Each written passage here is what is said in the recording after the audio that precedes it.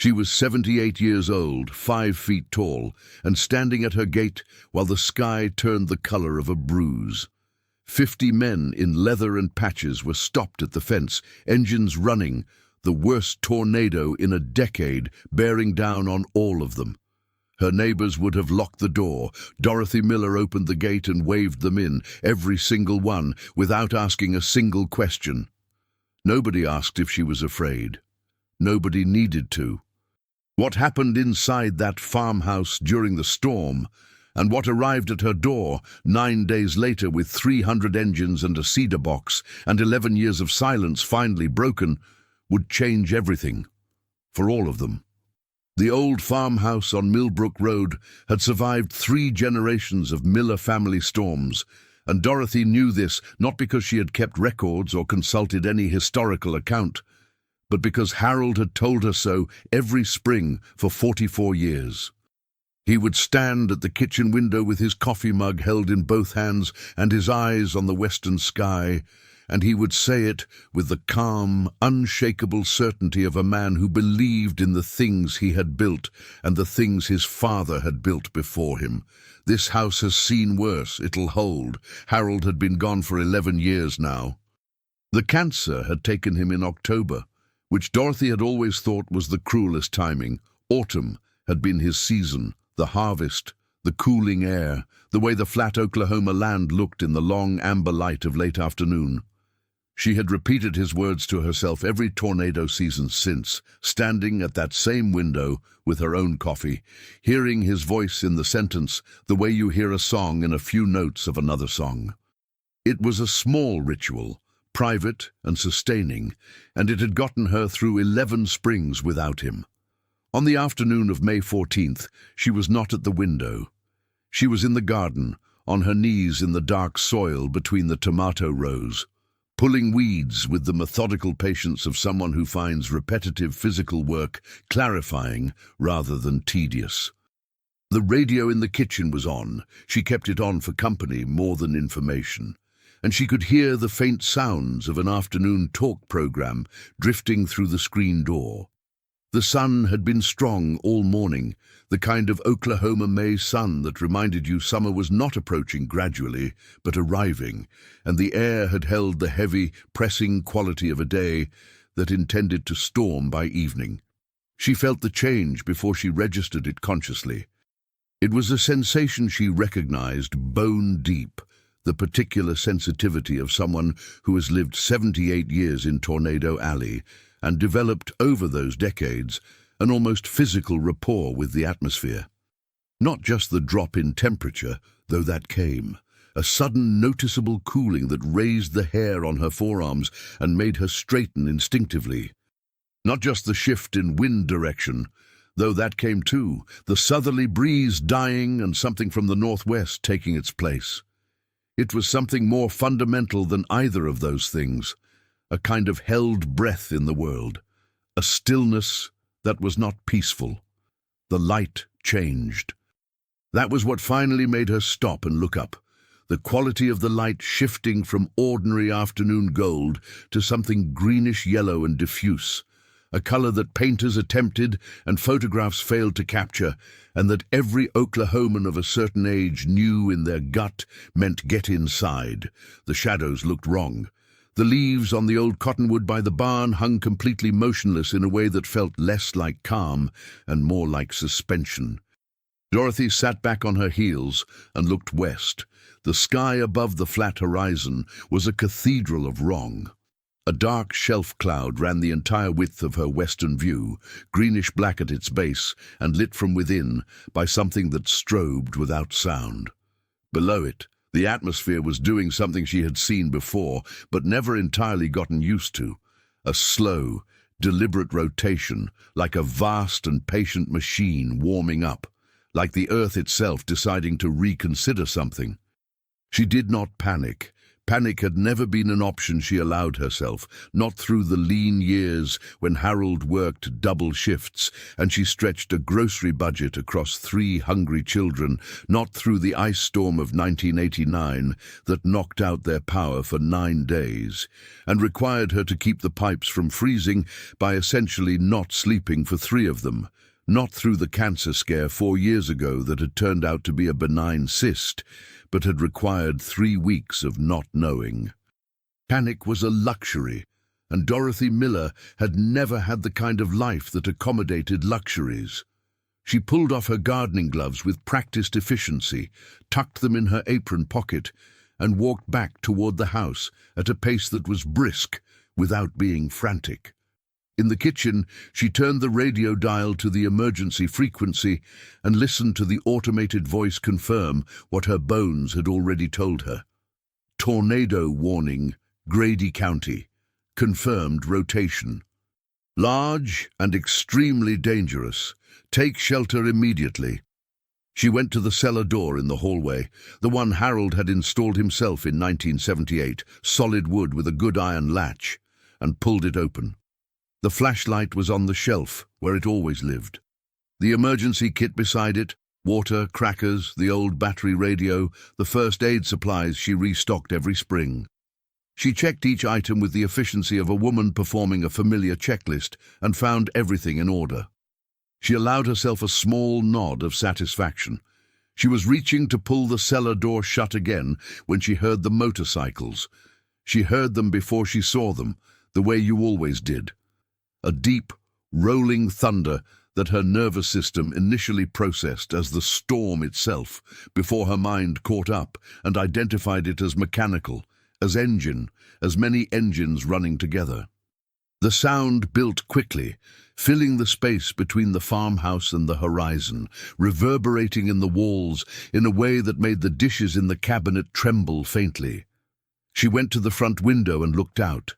They were coming down Millbrook Road from the direction of Highway 81, a long column of motorcycles riding 2 abreast, moving fast but not reckless, the lead riders already slowing as they came within sight of the farmhouse. She could not count them. They extended back down the road farther than her view comfortably reached, a river of chrome and leather and the unmistakable patches of the Hells Angels on their backs. She had seen that insignia before, on the television news and in newspapers, always accompanied by a particular kind of language. Notorious, dangerous, criminal. The journalists who used those words were not wrong, exactly. She understood there was history attached to those patches, complicated history, the kind that didn't resolve itself into simple verdicts. But what she saw on Millbrook Road was not an abstraction or a news story. It was 50 human beings on open road with a confirmed tornado bearing down on them and nowhere obvious to go. The column slowed and stopped at the edge of her property. The lead rider, a large man, broad across the shoulders, with a grey-streaked beard and the posture of someone long accustomed to being the one other people waited on before acting, pulled off his helmet and looked at the sky, then at her house, then at her, standing in her front window. Even from that distance she could read the calculation in his stillness. He was assessing the structure, the cellar door he could probably see from the road, the old woman watching him, the time remaining before the storm made all decisions irrelevant. Dorothy made the decision before he finished making his. She went out the front door, down the porch steps, careful on the bottom one, which had always been slightly uneven, and walked to her front gate with the steady, unhurried authority of a woman who has been the reliable one in a crisis so many times that it has become simply who she is. She unlatched the gate and pulled it open and looked at the man on the lead motorcycle with the clear, level gaze she had been directing at situations that required managing for most of her adult life. "Get your bikes off the road and get inside," she said. Her voice, she was mildly pleased to note, was as steady as she'd intended it. "The cellar holds about 20. The rest of you will have to take the ground floor. Interior rooms, away from windows, low to the floor. Move quick. We don't have long." The man with the grey beard looked at her for a moment that stretched. Something moved across his face. Surprise, she thought, and something more complex beneath it that she filed away to consider later.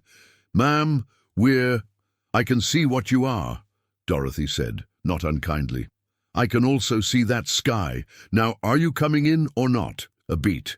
Then he swung off the motorcycle, and behind him the column began to move. His name was Reaper.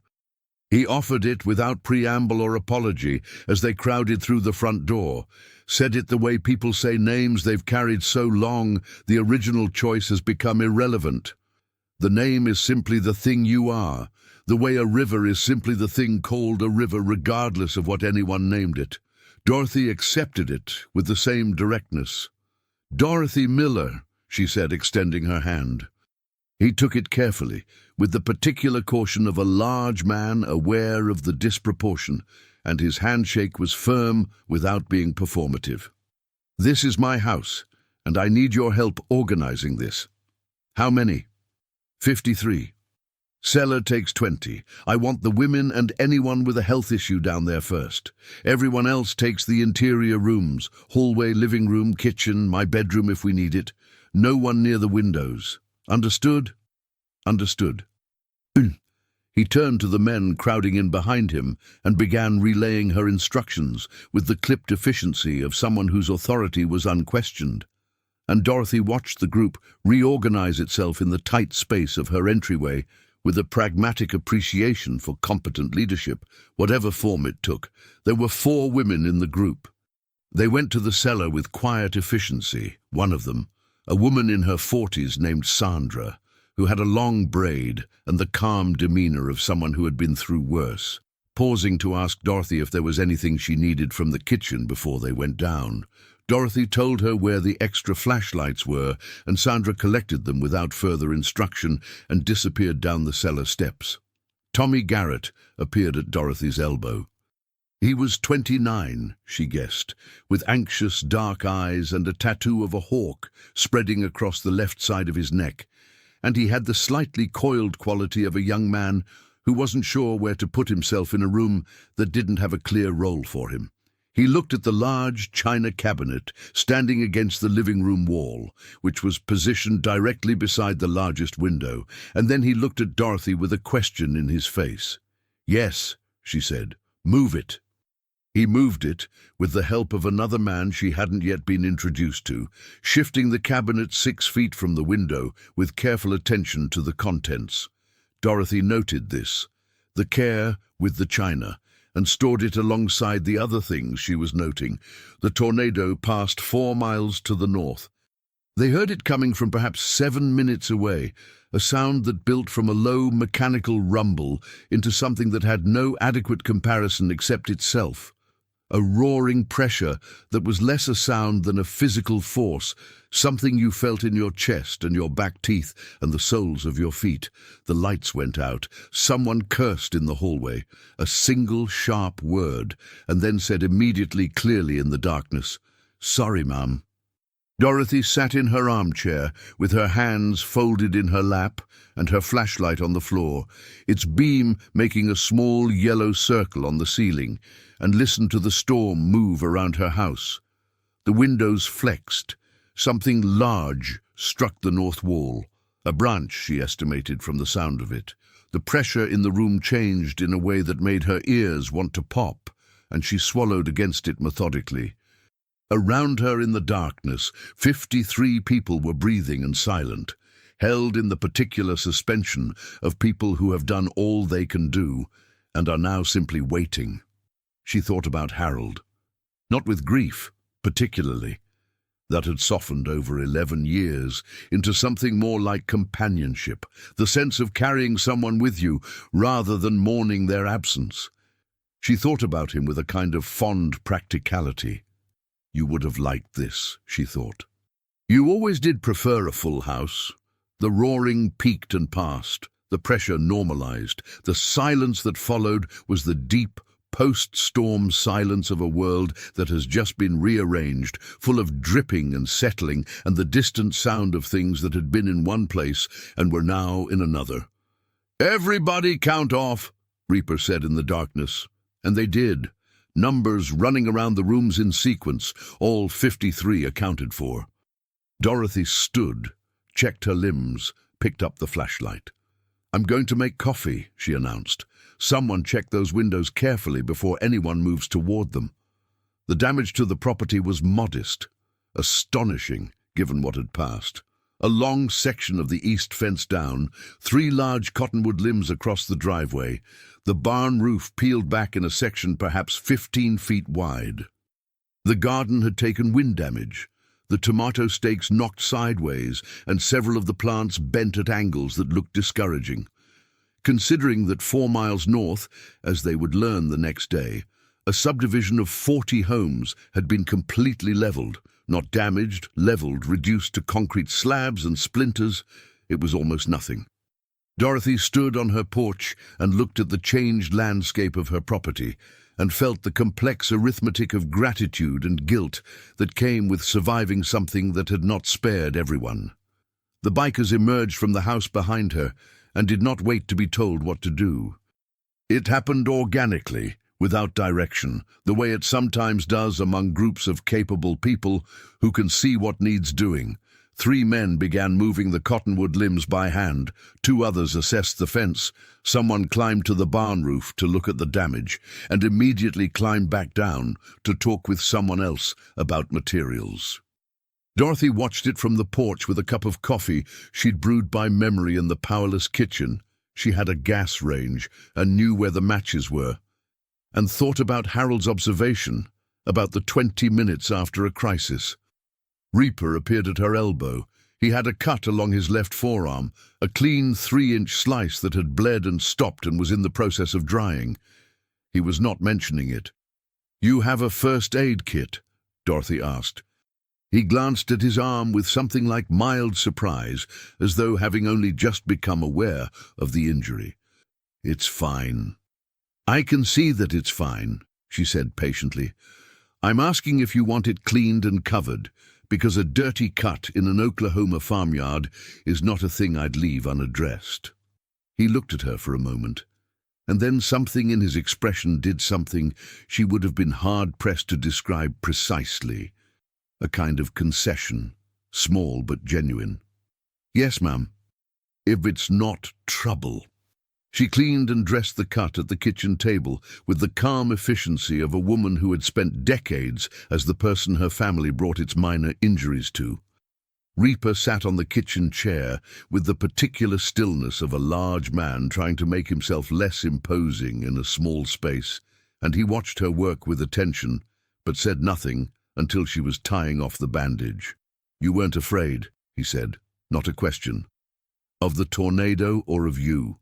A pause. "Either." Dorothy smoothed the edge of the bandage tape and considered the question honestly, which was the only way she knew how to consider questions. "The tornado I've been afraid of before, when I was younger. You get to a point where you understand it well enough that fear isn't the most useful thing anymore." She looked up. "As for you, I saw men caught in a storm. That's what I saw." He was quiet for a moment. Outside, the sounds of work continued, voices coordinating, the scrape of wood being moved, the particular sounds of a large group engaged in purposeful activity. "Most people see something else," he said. "Most people aren't looking at what's actually there," Dorothy said, not harshly. She stood and carried the first aid supplies back to their shelf. "Coffee's hot. It'll be on the table when you want it." Deputy Frank Aldridge arrived 20 minutes later, his patrol car navigating the debris on Millbrook Road with careful precision. He got out slowly, taking in the scene, the motorcycles ranked along the fence line, the patches visible on every back, the purposeful activity filling Dorothy's property in every direction. His hand went to his belt by reflex and stayed there by training, not touching the weapon but not moving away from it either. Dorothy came down the porch steps with the coffee tray before he'd made up his mind about anything. "Everything all right here, Mrs. Miller?" "Fine, Frank." She handed him a mug with the authority of someone for whom hospitality is a reflex. "These gentlemen sheltered here during the warning. They're cleaning up before they head out." Frank Aldridge looked at Reaper over the rim of his mug. Reaper looked back. The moment had a particular quality, two forms of authority acknowledging each other across a space neither quite controlled. "Any assistance needed?" Frank asked finally. "We're good," Reaper said. Frank drank his coffee with the philosophical patience of a county deputy who has seen enough in 20 years to have significantly revised his initial assumptions about most things.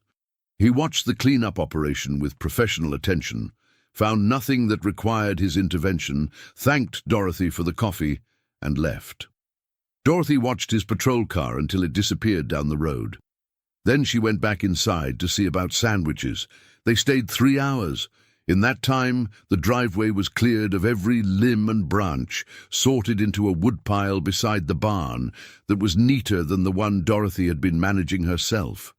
The fence section was repaired with materials from Harold's barn, old post materials that had been sitting unused since a project Harold had started and not finished the year before he got sick. Repaired in a way that was, Dorothy had to acknowledge privately, better than the original. The barn roof was tarped with a tarp she hadn't known was in the barn, secured at each corner with a particular knot tied 8 times identically, each with the same precise tension. Tommy Garrett staked her tomatoes. He found the garden stakes in the shed without being told where they were. He had apparently simply looked until he found them, and worked through the damaged plants with the focused quiet of someone who is comfortable working alone with their hands.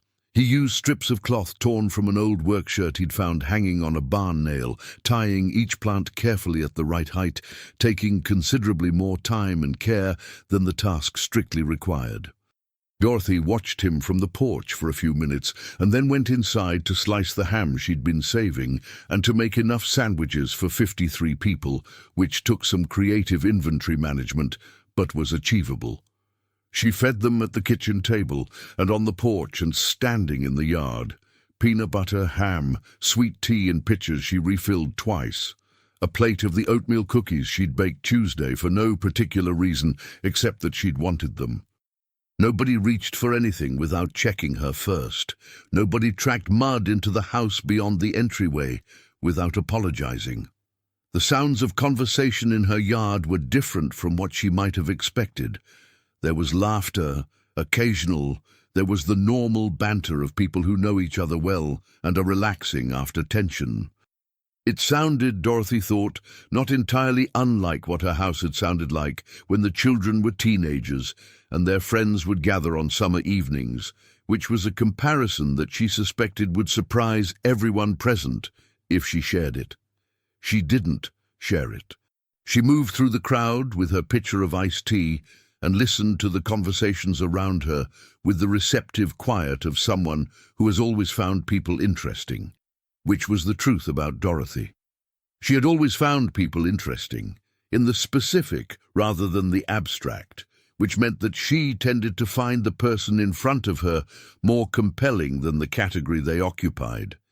As they were leaving, the motorcycles starting up one by one, the column reforming with the practiced ease of a group that did this often, Tommy stopped at the porch steps.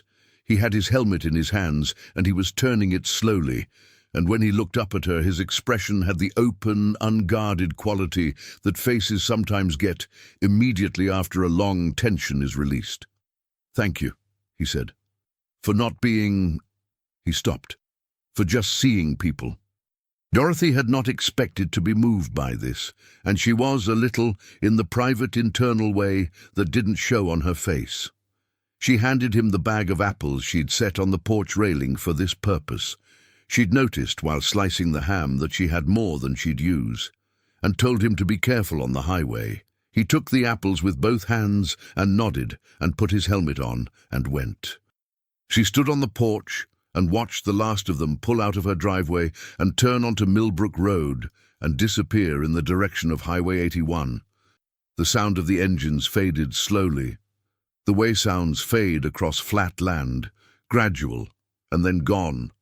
With no particular moment of ending, The yard was empty. It was clean. It was, in several specific ways, better than it had been that morning. Dorothy went inside and called her daughter in Portland, who was worried sick and had been trying to reach her for 2 hours. The cell tower had been out, and reassured her that the house was standing and everything was fine. She told her daughter what had happened in the practical, sequential way she told most stories, without dramatic emphasis, and her daughter was silent for a long moment, and then said, "Mom, you let 50 Hell's Angels into your house," in the tone of someone identifying a problem. 53, Dorothy said. And yes. Another silence. Then, "Are you sure you're all right?" "I'm sure," Dorothy said. "The barn roof is tarped, and the tomatoes are staked, and there are enough sandwiches left for dinner if I want them. I'm all right." What she did not say, because it was not the kind of thing she said on the telephone, was that she felt more all right than she had in some time, more purposeful, more present, more like a person in full use of herself than she sometimes felt in the ordinary quiet of daily life. She set this observation aside to examine later, with the careful patience she applied to things she didn't yet have language for. Carol Sutton called the next morning, because Carol always knew, through the particular intelligence network of a small community where very little happened without several people noticing. "Dorothy, I heard people are saying there were Hell's Angels at your place." "That's right." A pause, weighted with the effort of not saying several things. Did they sheltered here during the warning, helped clean up the storm damage, and left." Dorothy poured her morning coffee. "The fence looks better than it has in 5 years." "But Dorothy," Carol's voice dropped slightly as though someone might hear. "People are talking. People talk about everything, Carol. Let them." She wasn't impatient. Carol was a good neighbor, and her concern was genuine, which was the kind of concern that deserved honest engagement rather than dismissal. They were polite, and they worked hard, and they didn't break anything. I'd let them in again. The conversation that Carol would have with her husband that evening, and that her husband would have at the feed store the next day, and that would work its way through Chickasha in the following week, would not include the specifics Dorothy had provided. It would retain the broad strokes, the Hell's Angels, Dorothy's house, the storm, and shed the details that complicated the simple narrative. This was the way of things, and Dorothy understood it without bitterness. The story people told was the story they knew how to tell, and the story they knew how to tell was shaped by the fears and frameworks they already had. Carl Webb came by 3 days later to check on the fence section, because Carl monitored the property lines in the neighborhood with the dedicated attention of a man for whom borders have significance. He looked at the repair job for a long time without speaking. His expression cycled through several things: assessment, recognition, something that was fighting against itself. "Who did this work?" he asked finally. "Some of the men who sheltered here during the storm." Another silence. Carl knew fence work. He knew it the way men of his generation who built their own fences knew it. Practically from the grain of the wood and the set of the posts and the tension of the wire. He knew the repair was good. He knew it was better than good. "Huh," he said finally. Said Dorothy, which was all that needed saying. She had been aware in the days since the storm of a particular quality of attention from the town, not hostile exactly, but watchful and waited. The story preceded her when she went to the Chickasha grocery. She could feel it in the way Patty Monroe's greeting had an additional dimension, a slight excess of warmth that meant the warmth was doing double duty, compensating for a curiosity that Patty considered impolite to voice directly.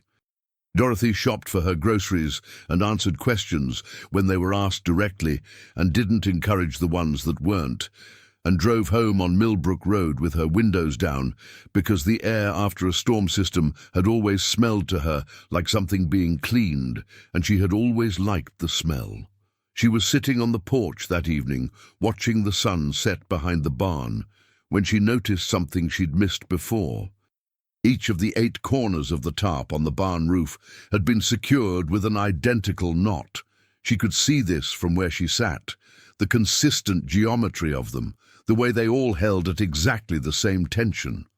Someone had done those knots the same way every time, with care and attention and consistency, in the middle of a situation that hadn't required it. Nobody had been asking for those knots to be perfect. Nobody would have noticed if they weren't. She looked at them for a long time in the fading light and thought about the gap between what people were and what they were assumed to be, and about how much of a person's actual life existed in that gap, unobserved. She heard them before she saw them. 9 days after the tornado. Dorothy was at the kitchen table with her morning coffee and the Chickasha Express Star, working the crossword with the unhurried focus of someone who has made a daily ritual of small intellectual challenges. She completed the crossword in pen, as a matter of principle, had done since she was 43, and decided that the pencil was a form of hedging she no longer had patience for. The radio was on. The morning was clear and blue, and already warm by 9 o'clock. The sound began at the edge of her awareness, distant, directional, coming from the highway, low and growing, the characteristic layering of many engines running in close proximity, a sound that her nervous system now processed differently than it had 10 days ago. She set down her pen and went to the window before she consciously decided to. The column filled Millbrook Road completely.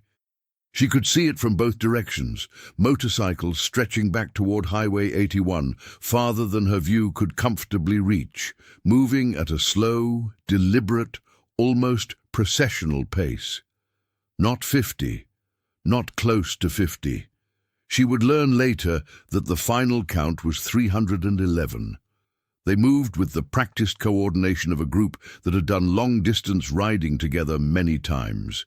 Spacing consistent, pace-matched, the whole column breathing as a single organism.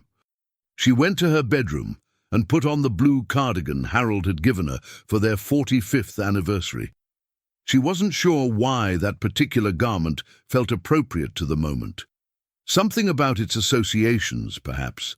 The sense that what was about to happen deserved acknowledgement, deserved the version of herself she put on for things that mattered. She went out to meet them.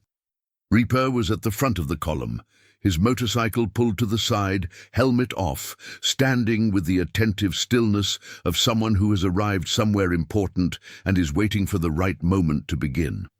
When Dorothy came through the gate, he walked toward her, and she noticed that his bearing was different from before, something more formal in it, more deliberate, the way people carry themselves when they've thought carefully about what they're doing.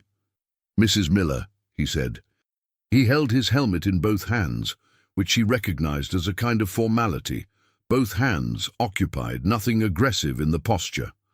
"Mr. Reaper," she said, "this is considerably more of you than last time.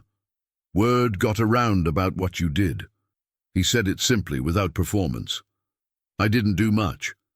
You opened your door." He paused, and she had the sense of a man choosing words with care. "For us, that means something specific.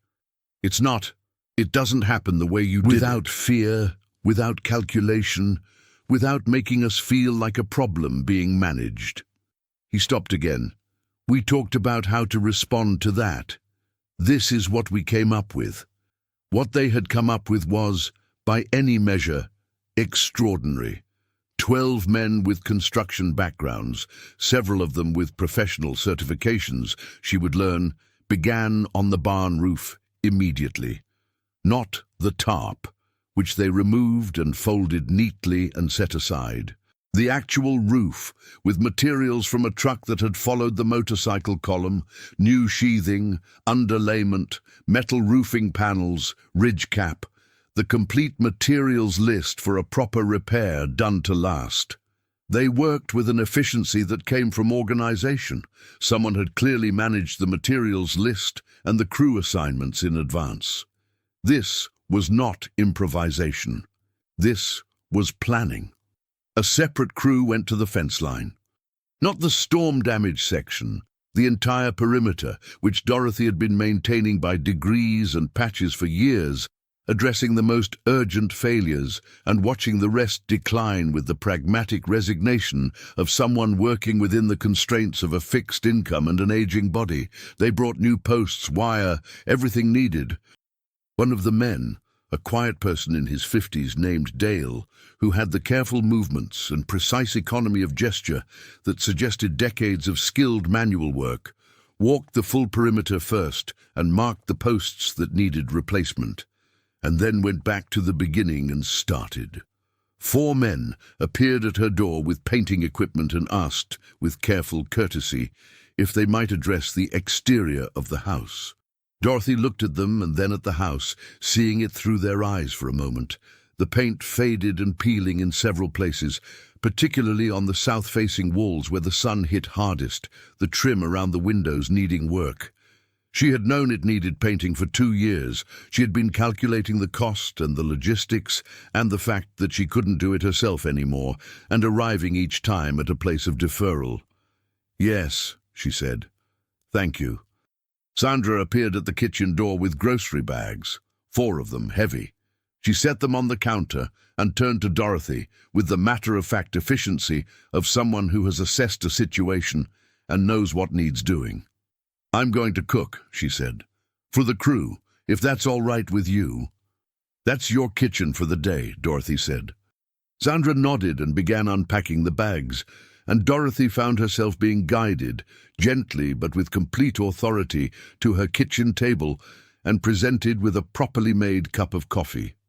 She sat with it and let herself feel the strangeness of being cared for in her own home, the slight disorientation, and beneath it, a warmth she hadn't expected. Tommy Garrett found her in the garden around 10 in the morning. He was carrying a small cedar box, handmade by the look of it, the wood sanded smooth and the corners joined carefully. He held it out to her with both hands. "From the group," he said, "for what you did, for the damages and whatever else." Dorothy looked at the box. "That wasn't necessary." "No, ma'am." He shifted slightly. "I told them what you said, about just seeing people. Some of the guys—" Started again with the careful honesty of someone working out what they mean as they say it. "A lot of us have been in situations where people had to be convinced, where we had to prove something before anyone would do anything for us. What you did, you didn't need convincing. You just did it. And it hit different, you know? It mattered different." Dorothy looked at Tommy Garrett, at the hawk on his neck, at the dark circles under his eyes that suggested someone who slept less well than he should, at the hands holding the cedar box with a care that had nothing to do with the box's monetary value. And she thought about the things that shape a person's expectations, the accumulated experience of being assessed and found wanting before being given the chance to show otherwise. "I've never found much use in deciding what someone is before I've met them," she said. "It takes longer the other way, but it tends to be more accurate." Tommy nodded slowly, as though absorbing something. "I keep thinking about what you said, about what you're afraid of, that the things worth being afraid of don't announce themselves." "No, they don't." She accepted the box from him with both hands. "Thank you for this, and for the tomatoes." He looked at the garden, where his staking work from 9 days ago was visible. The plants recovered and growing strongly, running up their stakes in the warm May sun. "They look good. They're going to be exceptional." She looked at him. "Come back in August." He blinked. "Ma'am, I always grow more than one person can use. Harold planted that garden for a family of 5, and I've never been able to bring myself to scale it down. Come back in August if you want tomatoes." A smile moved across his face, genuine, unguarded, young. "Yeah, I'd like that." She opened the cedar box later in her bedroom with the door closed, sitting on the edge of the bed. The money inside was in mixed bills, organized into careful bundles with rubber bands, the accumulated contribution of 300 people who had never met her. directed toward the repair of a stranger's life. She sat with it for a long time, doing the practical arithmetic of what it could address. The water heater that had been struggling since February, the truck's transmission that she'd been managing by taking curves slowly and avoiding the steeper grades, the section of ceiling in the back bedroom she'd been watching with cautious attention since the winter, where a water stain suggested a problem above that would eventually require confrontation. She thought about pride, about what it was actually good for and what it was actually protecting, and whether the thing it was protecting was worth the cost of protecting it. She had worked hard for most of her life, and she had taken care of herself and her family, and she had not generally needed anyone's help, which was true, and she had been proud of that, which was also true. But Harold had been fond of pointing out, gently over many years, that there was a difference between genuine self-sufficiency and a refusal to participate in the exchange that community required, and that the refusal, dressed up as pride, was sometimes really something else. She thought about Harold's voice saying that. She put the box in the kitchen drawer and went back outside. Deputy Frank Aldridge arrived at noon, summoned presumably by some account that had reached the sheriff's department of 300 motorcycles on Millbrook Road, and stood in Dorothy's driveway, surrounded by Hell's Angels eating Sandra's cooking in the Oklahoma sunshine. Pulled pork, coleslaw, cornbread, enough for everyone twice over, with the measured equanimity of a professional who has trained himself to begin each situation fresh. Dorothy brought him a plate without being asked. He leaned against his patrol car and ate and watched the work proceeding on the barn roof and the fence line, with the focused attention of a man who is processing something that doesn't fit his existing categories and is trying to build a new category on the fly. "Everything in order here?" he asked finally. "Very much so," Dorothy said. She watched Dale setting a fence post with the precise, unhurried care of a craftsman. Arguably more in order than it's been in some time. Frank Aldridge finished his lunch and spent another 20 minutes observing professionally, and then thanked Dorothy and got in his car and drove back down Millbrook Road. She watched him go with a mild satisfaction that was not quite amusement and not quite vindication, but somewhere between the two. By 4 in the afternoon, the barn roof was done. Dorothy stood in the yard and looked at it with the critical eye she had developed over decades of evaluating farm work, the eye that could tell the difference between something done adequately and something done right. This was done right. The metal panels ran true and clean, the ridge cap was set properly, the flashing around the edges was tight. Harold, whose standards for this kind of work had been exacting, would have nodded at it slowly and said that'll do in the tone that meant he was genuinely impressed and was expressing it in the only idiom available to him. The fence was done too, the full perimeter. She walked it in the late afternoon while the crews were loading materials back into the truck, running her hand along the top wire as she went, feeling the consistent tension of it, the solid set of the new posts, the workmanship that would hold for 20 years without a tension.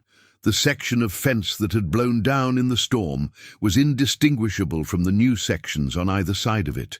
It was all new, all good, all done with care.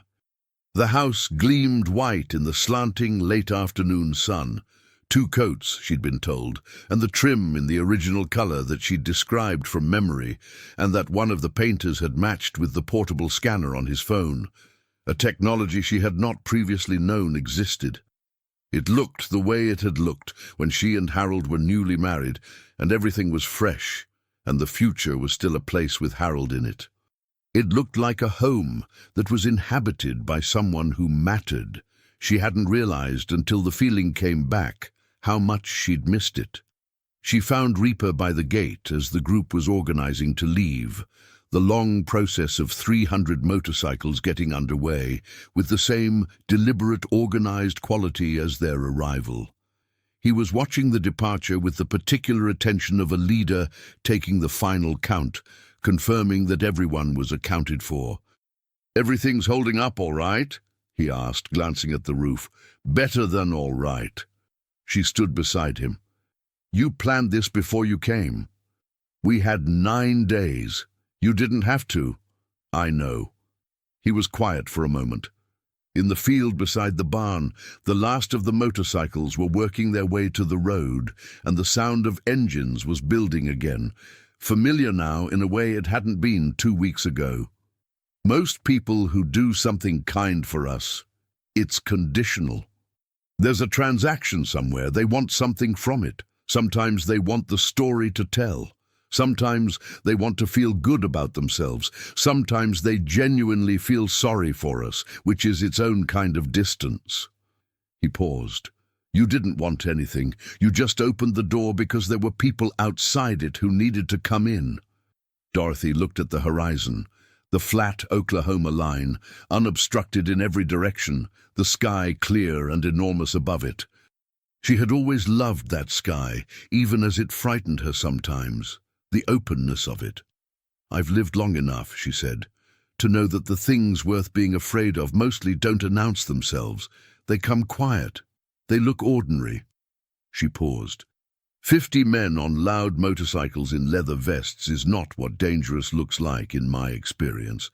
Dangerous is quieter than that, more polite. Reaper was still for a moment. Something in his face had the quality of a person receiving information that reaches somewhere specific, somewhere that's been waiting for it. We'll check in, he said, if that's all right. I won't turn you away. He put his helmet on, and she watched him ride to the front of the forming column, and she stood at her gate as 300 motorcycles moved past her on Millbrook Road, each rider lifting a hand as they passed. Some a wave, some a nod, some a simple acknowledgement, and the cumulative effect of it was something she had not anticipated and did not have immediate language for. 300 people seeing her. Tommy was near the end of the column. He slowed at the gate, and she saw him look at the garden one more time, the tomatoes standing in their rows in the late afternoon light, and then at her. August, he said. August, she confirmed. He rode on. She stood at the gate and listened to the sound of the column moving down Millbrook Road, the deep collective voice of it fading across the flat land the way sound fades there. Gradually, without drama, until it was part of the ambient quiet of the Oklahoma evening. She stayed at the gate for a while after they were gone, not ready quite yet to go inside. The yard was empty and clean, the new fence running straight in both directions from where she stood, the barn roof catching the last of the sun, the house white and present behind her, the garden in the long, early evening light, the tomatoes dark green against the warm earth. She thought about Harold. She thought about him with the specific, grateful clarity that came sometimes unexpectedly, years after. The sense not of his absence, but of something he had given her that was still operating, still useful, still holding. He had spent their life together telling her things about people, about how to see them, how to approach them, how to resist the easy categories that simplified without illuminating. He had been, in the specific and practical sense, a teacher of this, patient, consistent, leading by example more than instruction. People will surprise you, he had said, if you give them room to. She had always been good at room. In the weeks that followed, things arrived in small ways.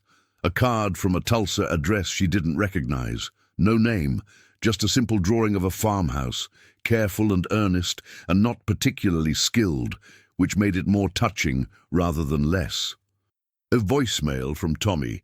This is Tommy Garrett, just checking in. Hope everything's good. The roof looks great in the picture Dale sent. She had not known Dale had taken a picture of the roof and sent it, which meant there was a group communication of some kind in which her roof had been discussed, which she found privately wonderful. Frank Aldridge stopped by for coffee twice in the following month, ostensibly to check on storm recovery, actually, she understood, to talk. He was a thoughtful man working through something, and she let him work through it in her kitchen without forcing the conversation toward any conclusion. He got there himself eventually, arriving somewhere more spacious than where he'd started. Patty Monroe at the Chickasha grocery stopped making the face she'd been making, the face of politely managed concern, and started asking direct questions instead, which Dorothy found more restful. Direct questions she could answer. The other kind required her to manage the subtext, which was tiring. Her daughter called every week now instead of every 2 weeks, and their conversations were longer and different in quality. Her daughter was working something out too, something about her own assumptions, something the story of the storm had apparently given her material to examine. Dorothy didn't direct this. She just talked honestly when asked and let the rest happen at its own pace. She wrote to all 3 of her children. One long letter, the kind she used to write before email made the long letter seem unnecessary. She told them what had happened from the beginning, in full, without summarizing. She told them about the light and the sound and the gate and the kitchen table and the cedar box and the fence and the roof and the 300 people who had raised their hands as they passed. She told them she was well, and the house was well, and the tomatoes were going to be remarkable, and she loved them, and hoped they were finding reasons to open their own doors, whatever that meant for each of them. She sealed the letter and drove to the post office herself. She was in the garden on a Saturday in late August, pulling spent plants from the summer, one of her least favorite garden tasks, but a necessary one, the work of clearing space for what comes next. When she heard a single motorcycle coming down Millbrook Road, she straightened, one hand on her lower back, and waited. Tommy Garrett pulled up to the gate with his engine cut, coasting the last few feet. He had the empty bag he'd apparently brought specifically for this, and he was looking at the tomato rows with undisguised delight. The plants at their peak, heavy and dark red, more than she could use before they turned. "You came," Dorothy said. "I said I would." He swung off the motorcycle and stood at the gate with the slightly formal quality of someone who has thought about this moment in advance and is trying to do it correctly. She opened the gate. "Then come in. I'll put the kettle on." He followed her through the garden with the bag open, and she showed him which ones to take. The biggest, the ripest, the ones that needed to come off the vine today or be lost. And he picked them with the same careful attention he'd given to the staking in May, the same economy of movement, the same quality of being fully present in a task. "Smells amazing," he said, holding a large tomato up to the light in the way someone holds something they're genuinely appreciating. "Harold always said the smell is half the tomato. Harold's your husband?" "Was." She moved along the row, checking plants. 11 years ago." Tommy was quiet for a moment in the respectful way of someone who knows better than to rush past a loss. "He planted this garden." "He did. I've never scaled it down." She looked at the rows, longer than she needed, wider than made practical sense for one person. It seemed like something that should stay. They picked in a comfortable silence for a while, the kind of silence that happens between people who have arrived at ease with each other without quite charting the route. The afternoon light was the gold of late August, long-shadowed and warm, and the garden smelled of tomatoes and turned earth and the particular green smell of things that have been growing all summer and are now at their height. "Can I ask you something?" Tommy said. "Yes." He was quiet for another moment, choosing the words. "What made you? I mean, why weren't you afraid? Most people... I've ridden with this group for 6 years, and I know what people see when they see us. I see their faces. Even people who end up being fine, there's a moment. There's always a moment. With you, there wasn't." Dorothy pulled a spent plant from the earth and set it aside for the compost. She thought about the question honestly, the way she thought about all honest questions. "I had 44 years with a man who taught me that the most dangerous thing you can do is decide you already know what something is," she said. "It closes you off to everything it actually is, and everything it could be." She looked at the garden, at the rows Harold had laid out, still perfectly straight after all these years. I wasn't afraid because I was paying attention to what was actually there. And what was actually there was people in the rain. Tommy was quiet for a long moment. He set a tomato carefully in the bag. "I want to tell you something," he said. "One of the guys, Eddie, he's been riding 20 years. He's got a daughter he hasn't talked to in 6 years because she was afraid of what he is. He called her after that first day, after I told them what happened here." He paused. "They talked for 2 hours. She's coming to visit in September." Dorothy looked at Tommy. He was looking at the tomatoes, not at her, giving her space to receive this without having to perform anything. "Well?"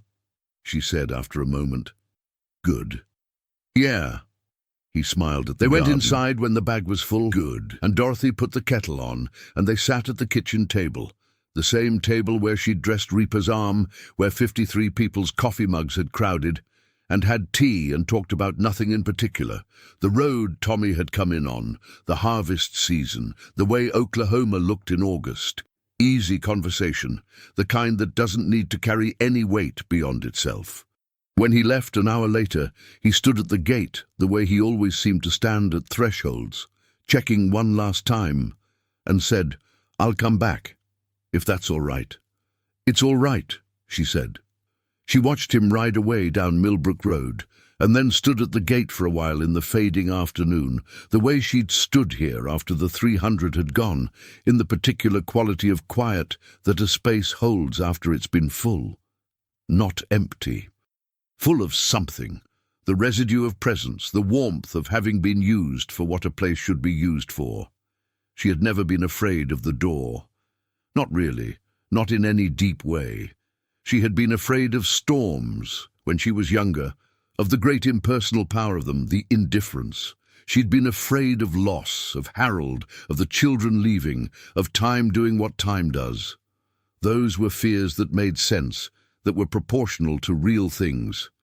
But the door, who was outside it, what they looked like, what other people would say, that had never been where her fear lived. The tornado had come and passed and left things changed, the way tornadoes do. A fence repaired, a roof rebuilt, a house repainted, a cedar box in the kitchen drawer, a young man coming back for tomatoes, a father talking to his daughter for the first time in 6 years, 300 people raising their hands as they went by, one at a time, saying, "I see you. You saw us." The storm had taken things. 4 miles north it had taken everything and given things back, as storms sometimes do, in the strange and unreasonable economy of disasters. It had given her a reminder that the world was larger than the ordinary days suggested, that kindness moved in directions you couldn't predict, that the obvious thing, opening the door, receiving people as they were, declining to be afraid of what you didn't have sufficient reason to fear, still had the power to set things in motion that reached further than you could see. Dorothy Miller went inside. She locked the gate, which she always did at dark. She put the kettle on again because she wanted more tea. She sat at the kitchen table with her evening cup and listened to the quiet of the house, the good, full quiet, the quiet that holds things rather than lacking them, and she felt, as she often felt in the evenings now, that she was in the right place at the right time, living the life she was supposed to be living. The tomatoes would need picking again by Wednesday. She'd have to find someone to give them to. She thought she might know a few people to ask.